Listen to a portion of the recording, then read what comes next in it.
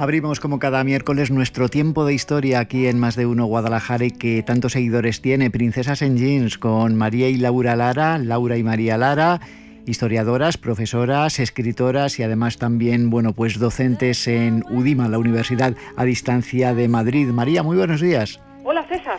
Teníamos pendiente desde hace alguna que otra semana, y de hecho creo que ya lo comentábamos, hablar de las vacunas, cuando estamos en nuestro país inmersos en pleno proceso de vacunación para luchar y tratar de eliminar la COVID-19. Vamos a hacer historia también precisamente de las vacunas y de esas enfermedades que pudieron, tener por fin una solución gracias a este sistema, gracias a la vacunación, pero con un periodo de investigación que fue bastante dilatado en muchos casos. Sí, porque una cosa es cuando la enfermedad afecta por primera vez, pero otra cuando surge científicamente el término que la designa, y hay un tercer paso, que es cuando después de la investigación en el laboratorio se crea una vacuna. En algunos casos de enfermedades ha transcurrido mucho tiempo entre que se ha aislado el virus o se ha visto la bacteria que causaba la enfermedad y cuando se ha conseguido la vacuna. Por ejemplo, en la malaria se tardó un periodo de 135 años entre el descubrimiento científico de la enfermedad y, por otro lado, la aparición de la vacuna.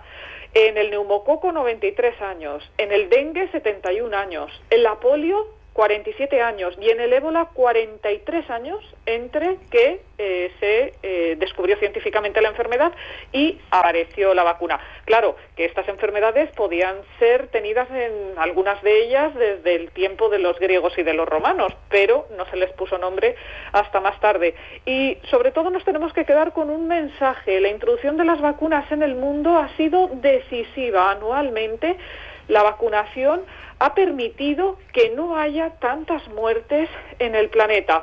En concreto, se han frenado 5 millones de muertes por viruela al año desde que se vacuna de ella, 2,7 millones de personas no han muerto de sarampión al año y 2 millones de personas tampoco han muerto al año por tétanos neonatal. Y así podríamos seguir en una suma de vidas gracias a la vacunación.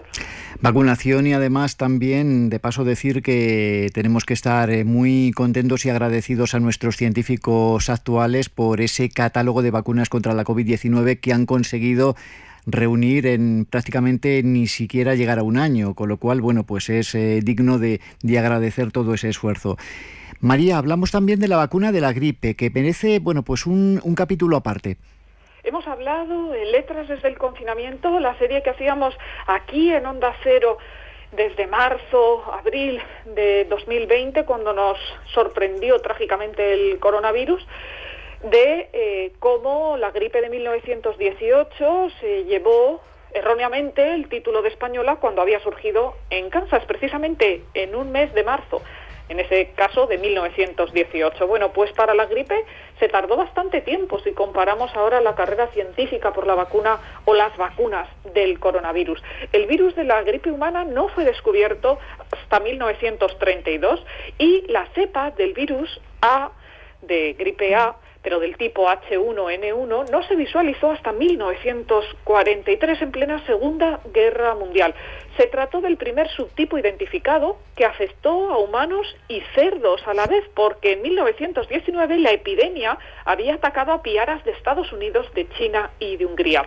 Ahí estaban los científicos Thomas Francis y Jonas Salk, que en 1940 lideraron las investigaciones en la Universidad de Michigan para el desarrollo de la primera vacuna contra la influenza, gracias al apoyo de Estados Unidos. La vacuna de la gripe se consiguió en 1945, pero solo 2 años después, en 1947, los investigadores se dieron cuenta de que los cambios estacionales en la composición del virus habían hecho que las vacunas existentes fueran ineficaces. Es decir, que se dieron cuenta de que hay 2 tipos principales de virus de gripe, A y B, y múltiples cepas nuevas cada año. Debido a esto, se tiene que modificar la vacuna cada año y, de hecho, la vacuna de la gripe la diseña la Organización Mundial de la Salud y utiliza datos recopilados por los centros de vigilancia distribuidos por el planeta. Cada año la Organización Mundial de la Salud desarrolla una nueva vacuna basada en las 3 cepas que tienen más probabilidades de circular en la próxima temporada. María, pues vamos a terminar. Ahora nos aguarda Laura con más cuestiones relacionadas con las vacunas, pero vamos a terminar contigo haciendo referencia a esas pandemias, a esas enfermedades víricas para las que todavía la ciencia no ha conseguido una vacuna efectiva.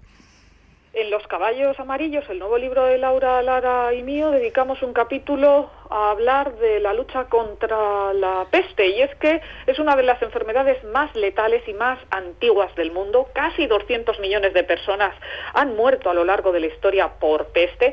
Sin embargo, a día de hoy no hay vacunas autorizadas disponibles, y sin embargo la peste sigue atacando en la era de la globalización, aunque nos parezca una enfermedad de la baja edad media. En 2017 existió un brote de peste en Madagascar, provocó 2.400 casos y más de 200 muertes. Sin embargo, dado que la peste es una enfermedad que se transmite a través de bacterias, la llegada de los antibióticos modernos se ha utilizado también como tratamiento a falta de vacuna. Y es que se han hecho muchos intentos por tener una campaña de vacunación de la peste. La Organización Mundial de la Salud en 2018 enumeró 17 posibles candidaturas para poder ser aprobadas como vacuna oficial, pero de momento se están sometiendo a ensayos clínicos.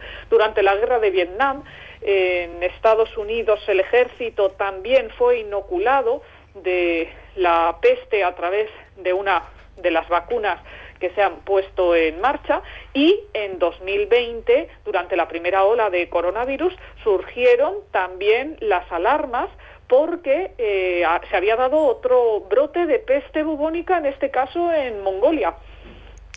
También tenemos la asignatura pendiente de no haber encontrado aún la vacuna contra el VIH, si bien pues es un virus que está muy focalizado y muy explicado en cuestión de las formas de contagio.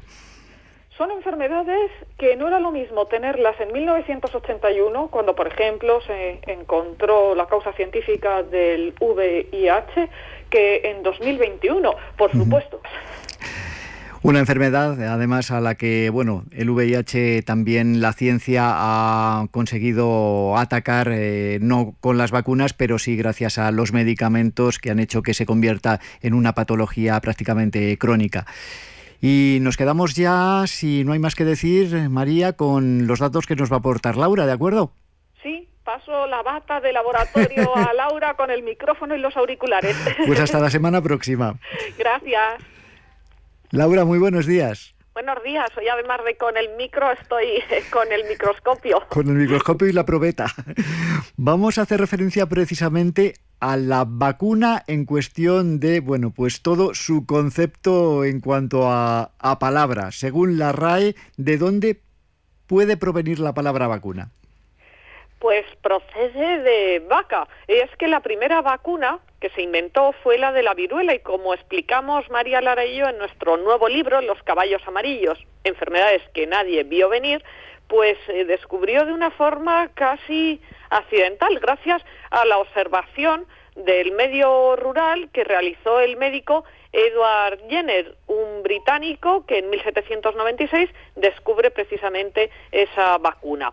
Tardó varios siglos en llegar, vacuna viene de vaca, pero ya sabemos que en el siglo III antes de nuestra era estaba la viruela causando estragos entre todos los pobladores del Egipto faraónico. Edward Jenner va a empezar a observar las manos de las ordeñadoras de vacas de su pueblo, porque en el siglo XVIII se había recrudecido la viruela en las Islas Británicas.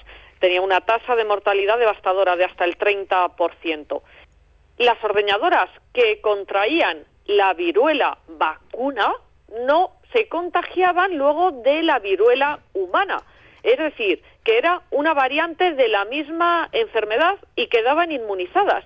Ante este indicio, extrajo líquido de las pústulas de la ubre de una vaca enferma para inoculárselo a un niño de 8 años que se contagió, pero no murió, porque los síntomas que tuvo de la viruela fueron mucho más leves. En esos momentos estaba inventando el principio de la inmunidad con la viruela humana y la vacuna. Pero no sería hasta la década de 1804 cuando se empieza a extender la vacuna de la viruela por el mundo, gracias a la enfermera Isabel Zendal, con la expedición que va a protagonizar ella junto al médico alicantino Francisco Javier de Balmis. Por todo el mundo van a llevar la vacuna de la viruela en tiempos de Carlos IV. Fue la real expedición filantrópica de la vacuna. Y así, pues se consiguió, con ese invento inglés, pero con la financiación española, desarrollar la primera campaña de vacunación mundial. Sin embargo, serían los años 50 del siglo XX cuando los tratamientos con vacunas comenzaron a erradicar la enfermedad de manera más efectiva en algunas partes del mundo. Después de la Segunda Guerra Mundial, de que naciera la Organización Mundial de la Salud, se tenía ya una previsión de cómo había que atajar las enfermedades en el mundo. Y en 1967 hubo un esfuerzo global que proporcionó un mayor nivel de producción de vacunas y también un avance en la tecnología de agujas para evitar el contagio que luego venía por otras enfermedades asociadas, porque reutilizaban las jeringuillas, las agujas. Incluso pues había que hervirlas. La erradicación de la viruela a través de una vacuna se considera sin duda uno de los mayores logros en la historia de la salud pública y de la ciencia. Como vemos, tardó varios siglos en llegar, pero a día de hoy es la única enfermedad que ha conseguido ser erradicada con una vacuna. Así lo estableció la Organización Mundial de la Salud en 1980. Y es un éxito que solo puede ser comparado con la victoria que tuvo la potabilización del agua en la reducción de la mortalidad. Y vamos a terminar hoy, nos estamos quedando ya sin tiempo, Laura, haciendo referencia a otra enfermedad. Antes nos hablaba Marían de la peste como una de las grandes causas de mortandad a la que todavía no se ha dado solución mediante una vacuna, pero hay otra que es la polio, que ha dejado, sobre todo en algunas generaciones, importantísimas secuelas físicas a día de hoy. Sí, fue la poliomielitis. Es lamentable ver las secuelas que dejaba esa enfermedad. Había personas que conseguían sobrevivir, pero que quedaban de por vida con miembros afectados, sobre todo en relación a la psicomotricidad, al aparato locomotor. Esta enfermedad venía ya existiendo, pero fue a finales de 1800 cuando se dieron cuenta de que tenían que atajarla científicamente, con la pseudociencia que en esos momentos existía, pero sería en 1935 cuando se intentó desarrollar una vacunación efectiva que en realidad fracasó porque se probó primero en monos y luego en niños. Esta vacuna inicial tuvo malos resultados, 2 décadas de investigación permitieron desarrollar otra vacuna, la de Salk en 1953 y la de Albert Sabin en 1956. Estas ya sí que empezaron a funcionar y en España, entre los años 1959 y 1963, la vacuna de polio inactivada, que se administraba gratuitamente a los económicamente débiles en términos del franquismo, pues intentó paliar los efectos de la polio. Lo que pasa es que como no era gratuita para todo el mundo, había que aplicar 3 dosis desde los 5 meses hasta los 8 años de edad de los niños y las coberturas fueron muy bajas y las unidades también, pues en realidad el efecto fue muy limitado. Pero en 1963, tras esa experiencia, se va a desarrollar otra vacunación en España y en otros países. Era la vacuna oral atenuada y se hizo la primera campaña gratuita y masiva de vacunación de polio, por primera vez dirigida a niños con edades entre 2 meses y 7 años. En este caso, las coberturas alcanzadas, tanto en la captación como en la segunda dosis, fueron muy altas y en 1965 se inicia una nueva campaña masiva en este caso de 2 dosis de la vacuna de polio oral trivalente, porque al mismo tiempo se añadió la vacunación frente a la difteria, el tétanos y la tosferina.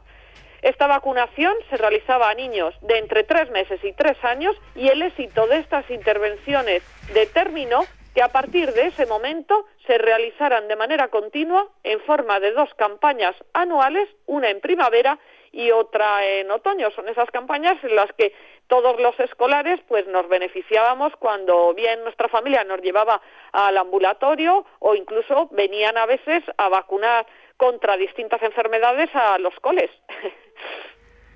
Pues lo dejamos aquí, Laura Lara. María, muchísimas gracias un miércoles más por habernos acompañado y darnos tan interesantes datos, en este caso sobre la vacuna, algo que tristemente se ha vuelto a poner tan en auge, tan de moda, debido a esa crisis sanitaria que estamos viviendo con la COVID-19. La próxima semana seguimos analizando la historia. Muchísimas gracias. Un honor siempre, y recordamos a la audiencia que hay que seguir manteniendo la prevención contra el coronavirus.